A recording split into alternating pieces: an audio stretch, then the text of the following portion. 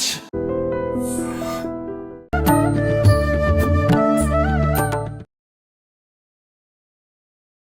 నమస్కారం, welcome to I dream. ధర్మ మార్గం విత్ విజిత కార్యక్రమానికి స్వాగతం. ప్రస్తుతం మనతో పాటు ఉన్నారు ప్రముఖ జ్యోతిష్య వాస్తు పండితులు, లలిత అమ్మవారి ఉపాసకులు శ్రీ శ్రీ శ్రీ నానాజీ పట్నాయక్ గారు. ఇప్పుడు వారితో మాట్లాడి మరిన్ని విషయాలు తెలుసుకుందాం. నమస్తే అండి. శ్రీమాత్రే నమః. గురుగారు, మనకు అమ్మవారి నవరాత్రులు ప్రారంభమయ్యాయి. సాధారణంగా చాలామంది చెప్తూ ఉంటారు, మనం బయట పైకి హడావిడి చేసి భక్తి చూపించే దానికన్నా అంతరంగా అంటే లోపల మనం భక్తి శ్రద్ధలతో గనక మనం ధ్యానం చేసుకున్నట్లయితే ఎక్కువగా ఫలితం ఉంటుంది అని చెప్పి, అంటే మానసిక పూజ. కరెక్ట్ అండి. నిజంగా మానసిక పూజ చేస్తేనే ఎక్కువగా ఫలితం ఉంటుందా? మరి అలాంటి మానసిక పూజ ఈ టైంలో చేసుకోవచ్చు అంటారా? అసలు ఏ విధంగా చేసుకోవచ్చు? అది అందరికీ సాధ్యపడుతుందా?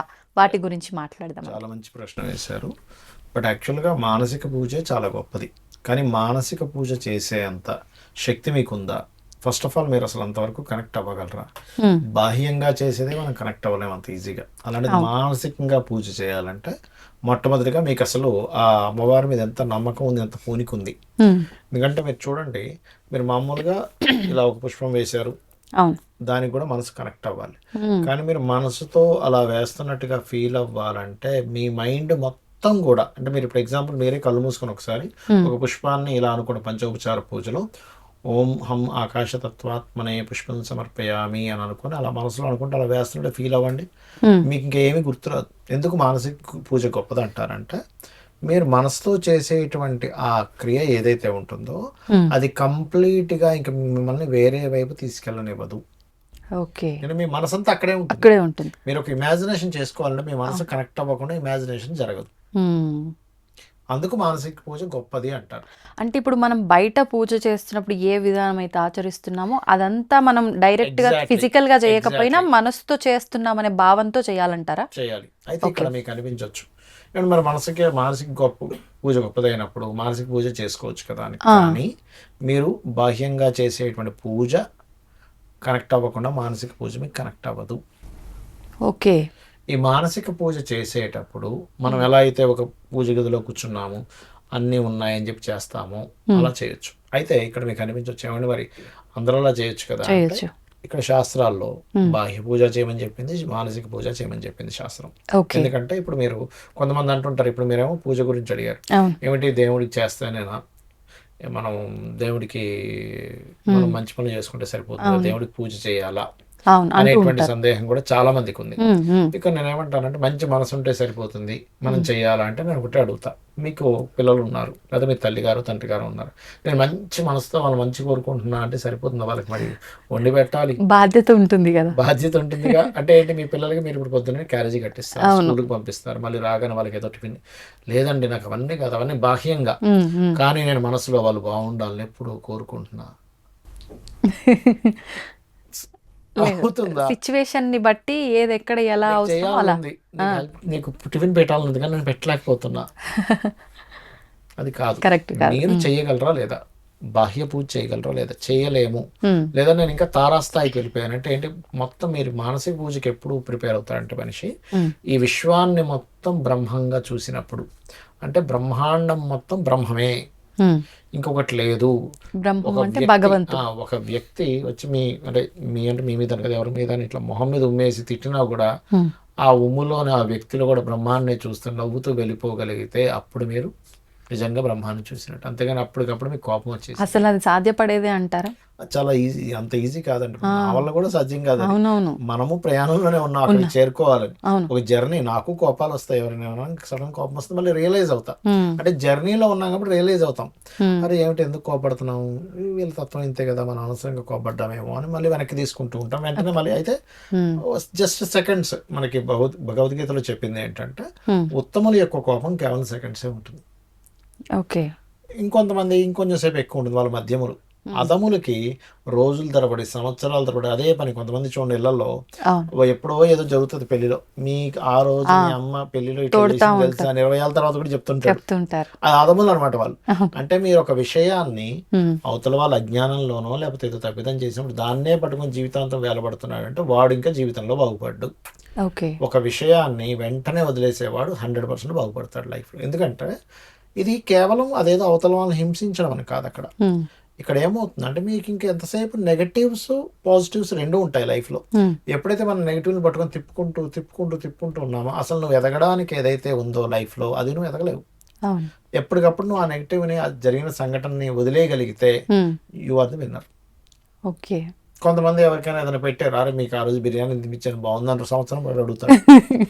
నేను ఒకసారి వెళ్ళానండి, ఒక ఆయన పిలిస్తే, భోజనాన్ని పిలిస్తే, ఆయన అసలు రోజు అదే మాట, ఏమంటే నిన్న మనం బిర్యానీ పెట్టాను కదా ఎలా ఉంది, అందులో పలానా నెయ్యి వేసాను బాగుందా, పలానా కలిసిన ప్రతిసారి పలానా ఆ రోజు నేను మీకు ఒక ఫ్లేవర్ తెప్పించాను అది ఎలా ఉందండి, ఏమంటే ఒకసారి అడిగితే బాగుంటుంది ఇన్నిసార్లు అన్నారా మీరు? ఇంకా నేను అనేసా ఇంకా. అంటే నేను ఏమన్నానంటే లేదండి యాక్చువల్గా శాస్త్రంలో, అంటే నేను డైరెక్ట్ చెప్పకుండా కొంచెం డిఫరెంట్గా చెప్పాను ఆయనకి. శాస్త్రంలో ఒక విషయం ఉందండి, మనం ఎవరికైనా భోజనం పెట్టాము అంటే మనం అక్కడికే మర్చిపోవాలి. బ్రహ్మంగా భావించి భోజనం పెట్టాలి. వచ్చిన వాడు ఈశ్వరుడు అనే భావంతో భోజనం పెట్టాలి. దానం ఇచ్చినా భోజనం చేసినా. అంతేగాని మీరు ఇప్పుడు 6 నెలలు అయింది, 6 నెలల నుంచి ఇదే క్వశ్చన్ ఏం బాగుందండి అసలు అన్న అంటే అలాగా సార్ బాగుంది లేదు బాబు బాగుందని ఇప్పుడు 100 సార్లు చెప్పాను ఇదే ప్రశ్న నువ్వు కలిసినప్పుడల్లా. చాలా మంది ఉంటారండి నిజంగా ఇట్లా. అంటే వాళ్ళకి ఏంటంటే ఇంకా అది చాలా గొప్ప పని చేశాను. నిజంగా ఒక వ్యక్తిని పిలిచి అతిథి దేవో భవ అంటూ ఉంటారు, అట్లా చాలా మంచిది కాదనట్లా.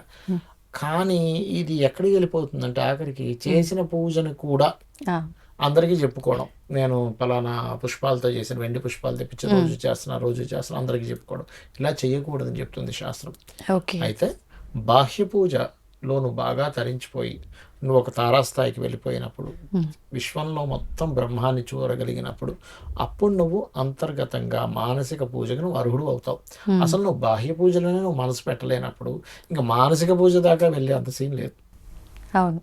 బాహ్య పూజలో కూడా మీ మనసు అక్కడ కనెక్ట్ అవ్వాలి. అయ్యి నువ్వు కనుక మానసిక పూజకు వెళ్ళగలిగితే ఇంకా నీకు ఇంక తిరిగి ఉండదు. కానీ కొంతమంది అసలు నిజంగా బయట అసలు ఏ రకమైన ఇప్పుడు ఏ కంట్రీస్లో నేను ఒక కాల్ మాట్లాడా, ఆయనకి బాగా భక్తి, కానీ సౌదీ కంట్రీస్లో ఉన్నాడు, అక్కడ చేయలేని స్థితిలో. అప్పుడు మానసిక పూజ చేసుకో. అంటే నీకు కుదరట్లేదు, మంచం మీద ఉన్నావు, అంటే అనారోగ్యంతో మంచం మీద ఉన్నావు, అవ్వట్లేదు, కానీ భగవంతుడు విపరీతమైన భక్తి, అప్పుడు నువ్వు మానసిక పూజ చేసుకో, తప్పేం కాదు. కానీ నువ్వు చేయగలిగినప్పుడు అది వేరు. ఇప్పుడు నువ్వు పిల్లలకి నువ్వు వండి పెట్టగలవు, నీ తల్లిదండ్రులు నువ్వు చూసుకోవాలి, కానీ చూసుకునే అన్నీ బాగుండి కూడా అది ఇంకొకరికి అప్పచెప్పడమో లేకపోతే నేను చేయనని ఉండడమో, మనసులో అనుకుంటే సరిపోతుంది కానీ నా తల్లిదండ్రులు బాగుండాలంటే నువ్వు మనసులో అనుకుంటే సరిపోతుంది, నువ్వు తల్లిదండ్రులు సేవ చేయాలి, నీ కూతురికి కొడుకో నువ్వు నీ బాధ్యతగా నువ్వు చేయాలి. ఇక్కడ ఎందుకంటే మనం అసలు పూజ ఎందుకు చేస్తున్నామని ఒక క్లారిటీ రావాలి. విశ్వాన్ని మొత్తం నడిపించేటువంటి ఆ యొక్క పరమాత్మ మనకి అనుక్షణం కాపాడుతున్నాడు. ఆ కృతజ్ఞతా భావంతో ఆ దేవతా రుణం మనం తీర్చుకోలేము కాబట్టి ఆ దేవతా రుణం తీర్చుకునేటువంటి ఒక పద్ధతి, పంచోపచార పూజ కానివ్వండి, షోడశోపచార పూజ కానివ్వండి, 64 ఉపచారాల పూజ కానివ్వండి, ఇవన్నీ మీరు ఈ విశ్వాన్ని నడుపుతున్నటువంటి ఆ యొక్క పరమాత్మని గుర్తించి కృతజ్ఞతను ఆవిష్కరించుకునేటువంటి ఒక పద్ధతి. కోరికల కోసం చేస్తారు, ఆల్రెడీ శ్రీకృష్ణ పరమాత్మ చెప్పాడు చాలా స్పష్టంగా, ఆర్తులు, జిజ్ఞాసులు, అర్ధకాములు, జ్ఞానులు, 4 విధములైనటువంటి పుణ్యాత్ములు నన్ను ఆశ్రయిస్తున్నారు అర్జున, వారిని ఆయా విధములుగా నేను అనుగ్రహిస్తున్నా అన్నాడు ఆయన. నువ్వు దేనికోసం చేస్తున్నా, నేను అనుగ్రహిస్తున్నా, కాబట్టి నువ్వు ఆ రేంజ్ వరకు అనుగ్రహిస్తున్నా అన్నాడు. అది మనం దృష్టిలో పెట్టుకొని ఏ రకంగా ఆరాధించాలనేది చేసుకోవచ్చు. కోరికే నేను ఉద్యోగం కోసమే చేస్తున్నా, ఉద్యోగం ఇస్తాడు, కానీ నీకు నీ యొక్క జన్మం యొక్క సాఫల్యం ఉద్యోగం ఒకటే కాదుగా, నువ్వు ఈ జన్మ చక్రం నుంచి బయటపడాలి కదా, అంతే. అది మనం ముందుగా అర్థం చేసుకోవాలి, భక్తితో చేయాలి. మానసిక పూజ చాలా గొప్పదని కాదనట్లేదు, కానీ ఫస్ట్ నువ్వు ఈ స్టెప్ ఎక్కకుండా నువ్వు 10వ స్టెప్ ఆలోచిస్తే కాదు. ఓకే, ఇప్పుడు మానసికంగా అంటే పూజ చేస్తున్న భావనైనా ఏదైనా మంత్రము అట్లా ధ్యానిస్తున్నట్టుగా కలిసినటువంటిది. ఇప్పుడు లలిత అమ్మవారి స్తోత్రాలే ఉన్నాయి, ఓం శ్రీమాత అనుకున్నాం, అప్పుడు చేతిలో మనం కళ్ళు మూసుకొని చేతిలో ఒక ఎర్ర పుష్పం ఏదో పట్టుకున్నట్టు అక్కడ అమ్మవారు ఉన్నట్టు, మానసిక పూజలో అమ్మవారు డైరెక్ట్ కూర్చున్నట్టు కూడా మీరు ఇమాజినేషన్ చేసుకోవచ్చు.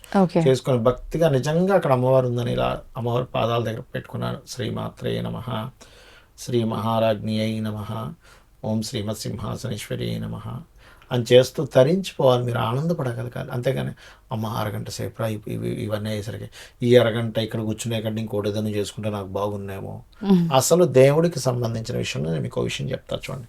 మనం జీవితంలో కొన్ని లక్షల కోట్లు సంపాదించవచ్చు, లేదా మన పిల్లలకి కొన్ని ఏవేవో కొని ఇవ్వచ్చు, ఇంకేవో ట్రిప్పులకి వెళ్ళి ఎంజాయ్ చేయొచ్చు, ఏమైనా చేయొచ్చు, కానీ నువ్వు సమయం ఇచ్చేటువంటిది భగవంతుడికి సంబంధించింది ఏదైతే నువ్వు సమయం ఇస్తావో, హా. నువ్వు ఏదైతే పూజాది కార్యక్రమాలు చేస్తావో, ఈ విశ్వానికి అంటే ఈ విశ్వంలో ఉన్నటువంటిది, ఈ యొక్క భూమి మీద ఉన్నటువంటి చరాచర మనుషులకు కావచ్చు, లేకపోతే జీవులకు కావచ్చు, నువ్వు ఏదైతే సేవ చేస్తావో, వాళ్ళకు ఒక మంచి మాటతో వాళ్ళకి నువ్వు ధైర్యాన్ని ఇస్తావో, లేకపోతే వాడికి ఆకలితో ఉన్న వాడికి నువ్వు ఏదో అన్నం పెడతావో, అంటే నువ్వు ఆకలితో ఉన్నవాడికి అన్నం పెట్టినా దైవ సేవే, మానవ సేవే మాధవ సేవ అని చెప్తుంది.